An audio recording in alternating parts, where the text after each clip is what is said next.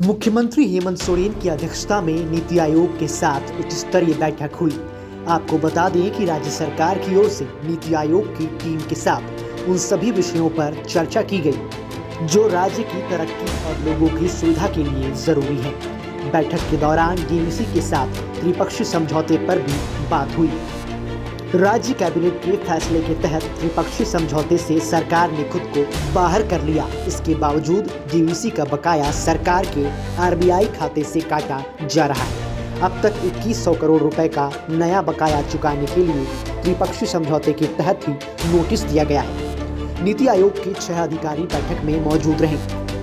इस दौरान राज्य सरकार का कोल इंडिया लिमिटेड पर 1.5 लाख करोड़ बकाया का मसला और झारखंड की वासवी के बजाय खनन स्थान से निकलने वाले कोयले पर रॉयल्टी मिलने की भी बात हुई। साथ ही महिला बाल विकास मंत्रालय से झारखंड के लिए पूरक पोषाहार के लिए मंजूर 312 करोड़ रुपए जारी कराने, नमामि गंगे योजना को झारखंड में विस्तार, प्रधानमंत्री आवास योजना और प्रधानमंत्री ग्रामीण सड़क योजना पर भी बातें हुई।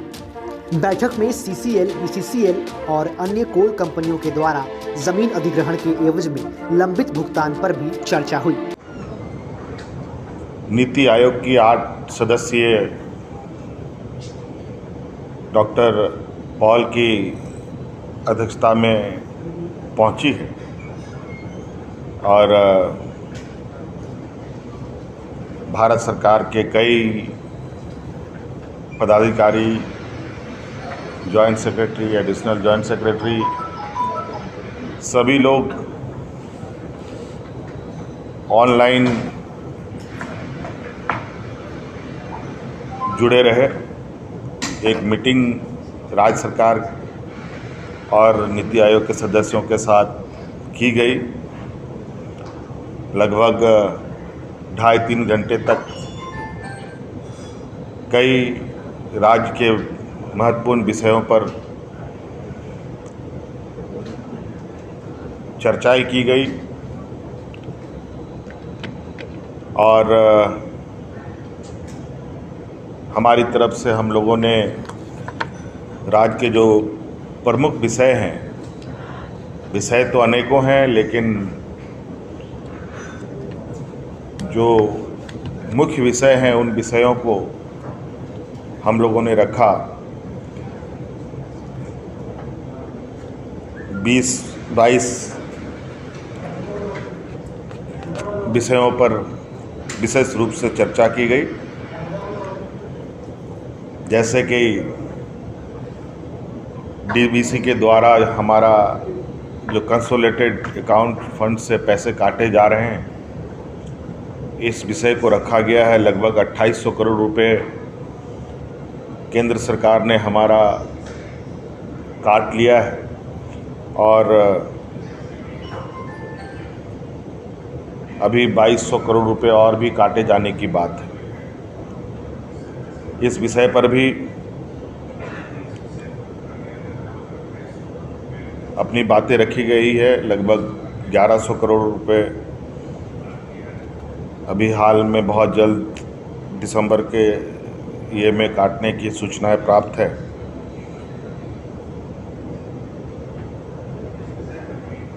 इस विषय पर आगे का समाधान डीवीसी को लेकर जब तक ना निकले, इस विषय पर तब तक इस पैसे का काटना केंद्र सरकार बंद करे, ये आग्रह हम लोगों ने किया। और उसी तरीके से भारत सरकार उपक्रम जो सीसीएल कोल इंडिया कंपनी है, इन कंपनियों का राज्य सरकार को रॉयल्टी जो एड वैलोरम आधारित होता है वो नहीं देना, वासरी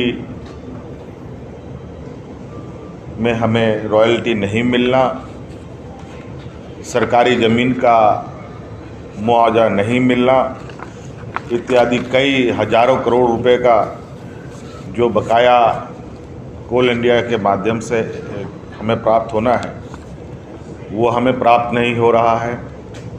ये बातें रखी गई है। और 15वें वित्त आयोग के द्वारा कुपोषण को लेकर लगभग 300 करोड़ रुपए से अधिक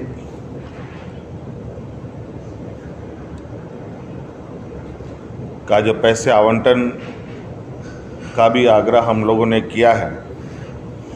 इसके अलावा जो हम लोगों के राज्य में शैडो एरिया है, पलामू गढ़वा क्षेत्र, वहाँ जो अभी पाइपलाइन द्वारा पाइपलाइन द्वारा जो सिंचाई परियोजना है उसको AIBP में इंक्लूड करने का भी आग्रह हम लोगों ने किया है, ताकि ये योजना चालू जल्द से जल्द हो और जो हमारा वो सूखा क्षेत्र है, शैडो एरिया है, वहाँ के किसानों को सिंचाई की समस्या समाप्त की जा सके। न्यूज अपडेट के लिए आप हमारे चैनल को सब्सक्राइब करें। आप हमें फेसबुक और इंस्टाग्राम पर भी फॉलो कर सकते हैं। बने रहे लगातार .in के साथ।